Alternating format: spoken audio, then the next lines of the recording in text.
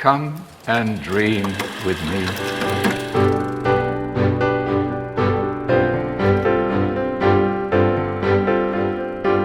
Hello and welcome to this WDYWW Spoilercast for Fear Street Part 2, 1978. I'm Ashley Hobley. Joining me today, Dylan Blight. Happy to be here and talk about the 16 different song changes throughout this part 2. There was a lot. Alright, please be aware we will be freely discussing anything and everything about the plot, themes, music choices, and ending of the film. So if you haven't watched it, come back later. Of course, it is currently streaming on Netflix. I guess you should also watch Fear Street Part 1, 1997. I'm sure that would help as well. So that said, let's jump into a discussion of Fear Street Part 2, 1978, directed by Leigh Janiak, screenplay by Zak Olkewicz, story by Zak Olkewicz, Phil Graziadei, and Leigh Janiak, based on Fear Street by R.L. Stine, starring Sadie Sink, Emily Rudd, Ryan Simpkins, McCabe, Slye, Ted Sutherland, Chiara, Aurelia, Ted Scheid, Gillian Jacobs, Kiana, Madeira, Olivia Welch, Benjamin Flores Jr., Ashley Zukerman, and Matthew Zuck. A summer of fun turns into a gruesome fight for survival as a killer terrorizes Camp Nightwing in the cursed town of Shadyside. Dylan, what do you think of part 2 of this Fear Street trilogy? I don't think it was anywhere near as good as the first one, and I thought the first part was, it was a fine, enjoyable afternoon. This one definitely feels like the weakest link so far. Not only because I think so. There's two. It's hard. Parts I think it's hard to call it a weakest link when there's two parts. What's the worst of the two so far? I'm ranking them as I go. There's two big problems that stand out to me with this, which is that we start the movie with the characters from the first film, and I just want to see that resolved. I want to see more time than whatever, because we spent nearly 2 hours getting to know those characters. So I'm like, I just want to get to that today. Then they switch over to the 77 storyline, and it takes me a few minutes, 5-10 minutes, whatever. I'm like, all right, cool. I'm now into this. Let's see what's happening. But I don't think, because obviously the first film, very much inspired by 90s horror movies, in particular Scream, very obviously. This one, very obviously inspired by 70s horror movies, most prominently Friday the 13th or Cheerleader Camp or any Friday of those. Friday the 13th too. Yeah, yeah. So all those sorts of ones, Prom Night and whatever else.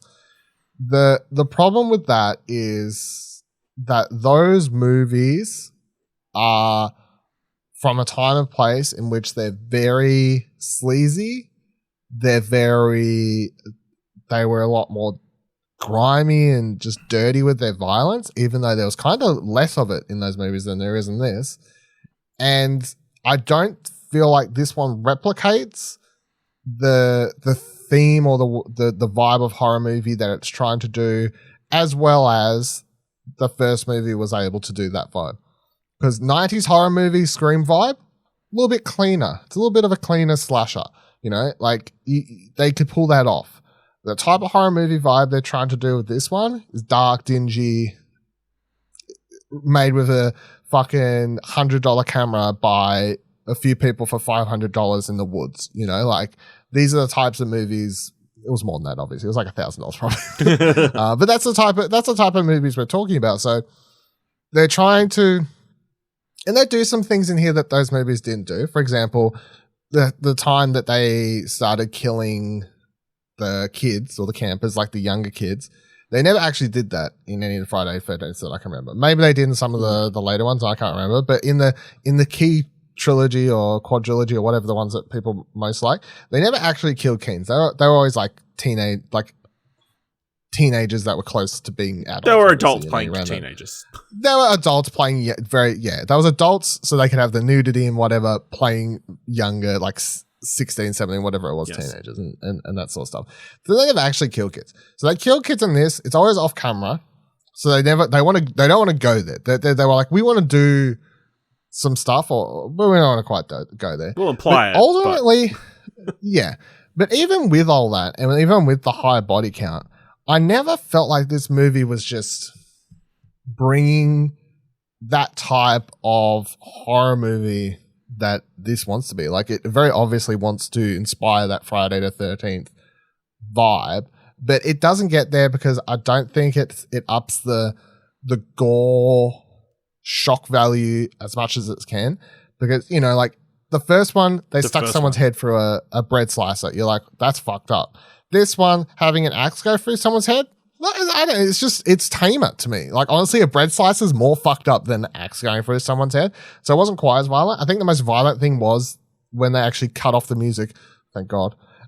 In that final moment where the sisters are killed, and you have like that, you just hear those as like the getting the axe or whatever stabbed into her sister. Near the tree?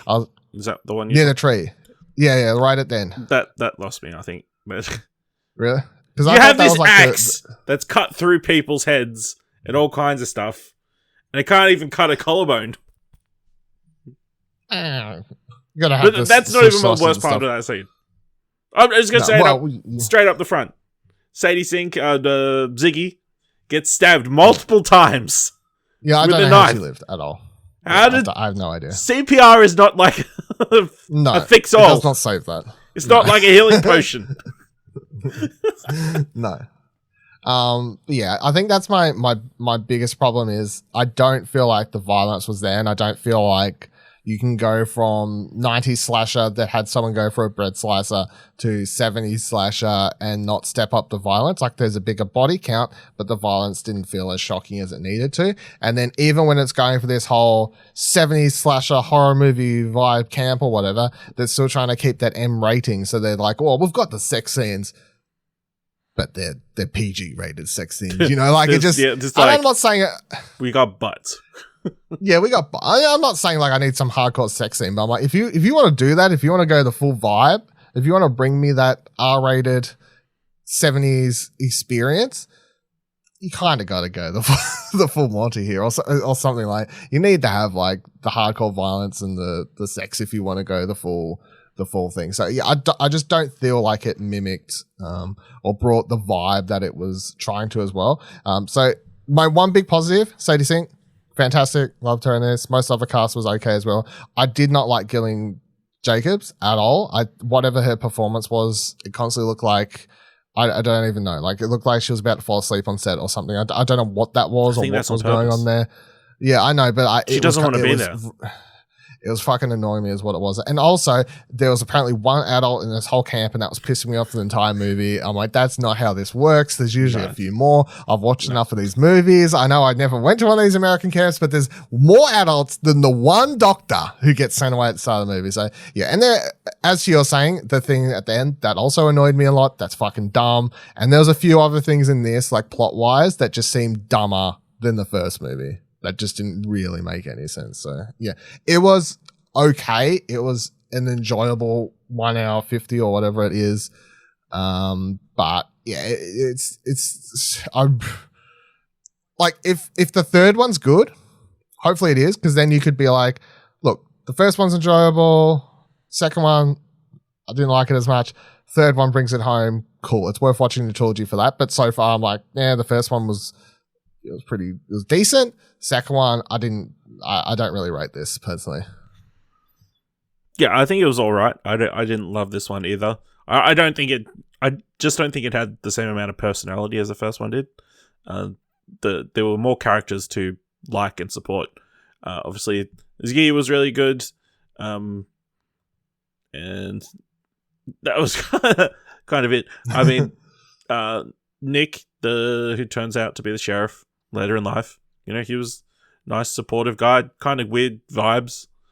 They kept bringing up the age thing, which is kind of weird. Just don't address it at all, I think.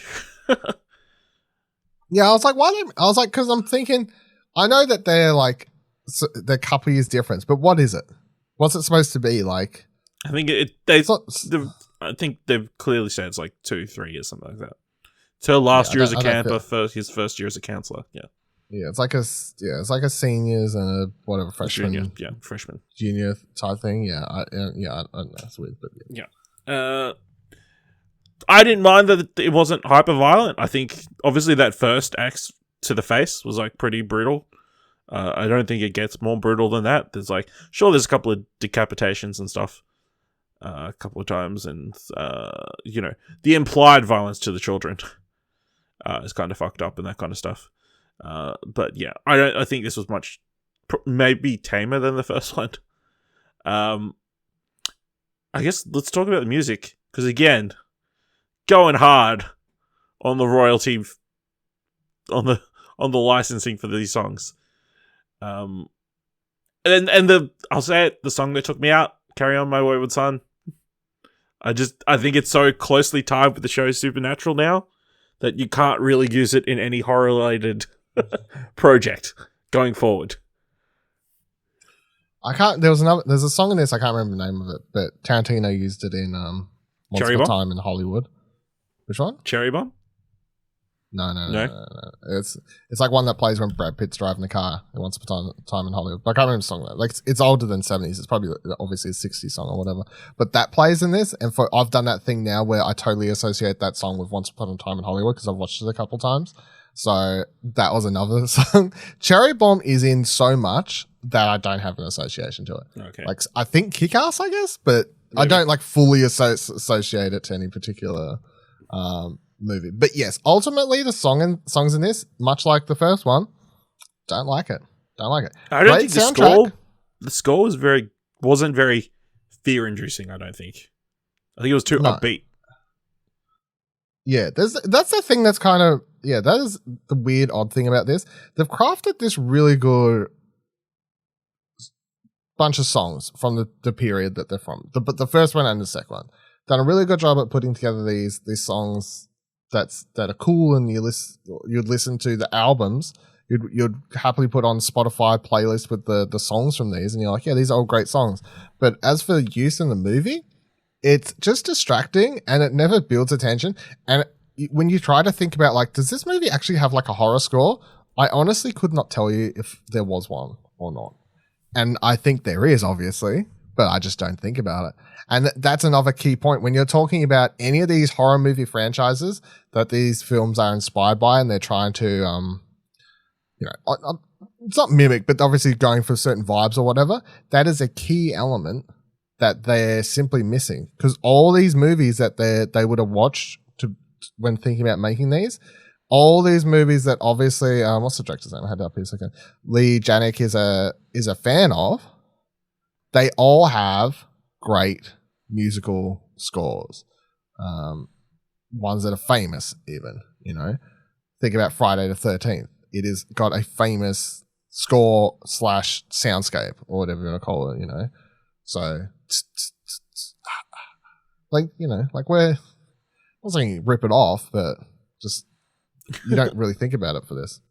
But yeah, the music was completely distracting, and the other thing it had me thinking. I think it was distracting because we brought it up last week. I think that was another, Yeah, but so we went on here, we recorded this straight after watching, and I was like, is this just a thing that everyone else has no problem with? And at first I thought it was, because I go on Twitter after we recorded last week. Everybody's in love with it. I see everyone's like, the soundtrack's amazing.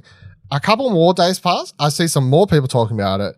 Everyone's making jokes and referring to it as the needle drop in Fear Street. I see a bunch of people talking about how the needle drops so much, or needle changes so much, and all this sort of stuff. So I did see, there was a huge positive reaction. At least I was like, we're totally wrong. But then I've also seen a bunch of other people who are sort of now turned it into a joke. So I don't know where people will fall on this one, because obviously, again, we're recording this the night it came out, and we've both watched it. But here's my key question. Now that both these films have had this, what I think is a problem, because it's actually distracting and just kind of annoying. In 1666, name me 5 top artists that can be used. Please work some popular songs in there. Just the guy with the fiddle just doing Bohemian Rhapsody. Yeah. Oh my God. I swear to God, if they take a bunch of popular songs and did that or something like that, I'd be fucking... I would lose my shit. But that's what they lose out. 1666. What songs do you can't? No. Be a completely different movie. Just hymns. Might as well be a different franchise. What are these Fear Street movies without a million different song changes in 5 minutes? They're not really the same. Yeah. I do think one thing this did well is it continued to build the lore of Seraphia, to the extent that we kind of see some weird mass in this witch cave, which is not her body, which I guess didn't make sense to me. Wouldn't the body be where this thing is growing from? But whatever. It was her womb. Yep. Okay. It was her womb, and it was birthing monsters, the killers, serial killers, monster killers. Yeah. So at least now we have an explanation of where they came from the first movie. They hatch out of that blob thing. Yeah. That's where they come from. Which makes sense, I guess, because when they blew them up last week, obviously they all turned to blob. So now we know it's all one big blob monster. Yeah, they're all blobs. Off. They come out. All blobs.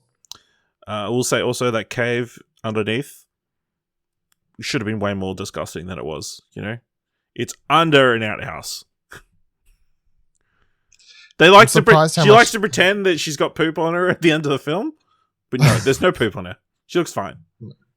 We spent a lot of time in a shit house in this movie, and talking about weird things that annoyed me. But when at the start of the movie, when her sister's in there and they clean the toilet, and they're just in their plain old clothes, are scrubbing away at this toilet, this outhouse, I was like, no, sir. Wouldn't catch me doing that without like a fucking hazmat suit on or something, you know. Like, not going to happen. Yeah, it's definitely interesting.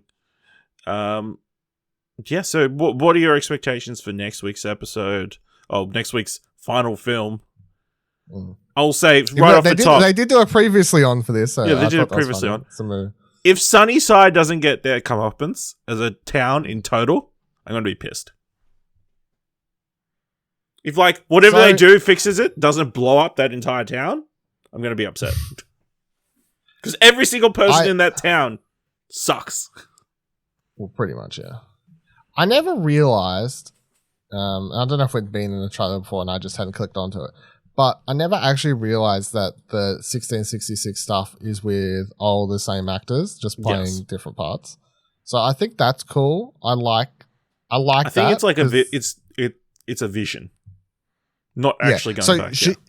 That's how I took it at the end. It's like she's seeing herself, and then she's seeing all these people that she knows or whatever as the other people, I guess, as well, or at least us as an audience are just seeing that. It doesn't really matter ultimately for the story. It'll help because it'll just make it more fun because you'll be like, oh, that's that person who did that, because you got actors from both movie 1 and 2 showing up in 3, because Sadie's back playing someone you see in the trailer, and bunch of people who got killed from the first movie, obviously her friends, they're back playing different parts and stuff like that, so that's cool. Look, this one I think has the potential to be the scariest if done properly, because I think witch-centered horror movies or anything like that, if done properly, are just fucking freaky. You know, that you can make them quite haunting without having to go into too much like actual killing. You can do just proper freaky, scary shit. It's just a scary time, you know? Like just that time period, the way people acted, the way the whole the truth surrounding it's like witches. Any moment the entire town can turn on you. Yeah. That's what I'm saying. Like it's just people back then were just so weird. You know, superstitious. You're a witch, I guess we'll kill you. You know, like it's actually fucked up when you think about it. Well, you don't think about it too hard, but it's just it's straight up. There wasn't much thought that was the only thing that was the only thought. Yeah, that was the solution to all problems. Well, yeah, just kill them. Just fucking kill everyone. I don't know what exact sort of vibes they're going to go for though, and the trailer didn't really give me what sort of vibes they're going for. You know, because obviously if I think of a most recent film set in that time period, I'm thinking of The Witch. The Witch, yeah, exactly. Yeah. And that I nearly forgot the name of it for a second. The Witch, which obviously the same director as The Lighthouse, so if you haven't watched that, it's a great horror movie, but it is, as I'm talking about, it's a horror movie where there's little to no violence or anything. Like it's just a fucking freaky film. So in my opinion, that's what they should do here. But I mean, you see in the teaser at the end of this that there's a bunch of bodies outside of a church or something like that. I'm like, we'll find out.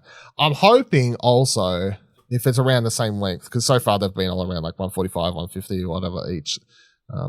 If it is around the same length, let's get through the 1666 stuff quicker than we got through the 70 stuff, and let me get a little bit more time with our core cast at the end than we got in this one to wrap things up. And I think I said that last week as well. It's like, I know it's a trilogy and they've each got their own little stories, but we're not doing a full film to wrap things up. I got invested with this core cast. This whole movie, even though we're seeing these flashbacks and all this sort of stuff, ultimately the story does come down to a girl trying to save a girlfriend. Like that's what the story is at this stage between these movies. So if they rush through that in the last 5 minutes, I'm going to say no, thank you. I need a little bit more time with those characters. So that's the one thing I'm hoping for. Yeah, I fully. If the film's an hour 40, I would say at least 80 minutes on the 17 at most on the 17, the 1666 stuff. You need a fair portion, unless it's just resolved. He's like, oh, the body's back together. We're all good. Sam's fine. Yeah, which would be a cop-out. That would be a terrible cop-out. I'm assuming she goes through the vision, gets to the end. There's something revealed when she's hanged as Seraphir that reveals that she needs to take these bones. Seraphir isn't the witch at all.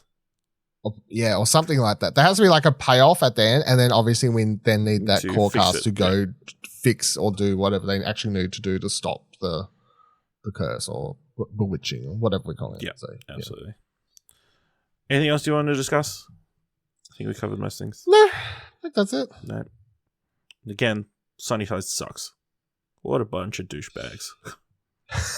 that bully girl, she didn't get her comeuppance properly.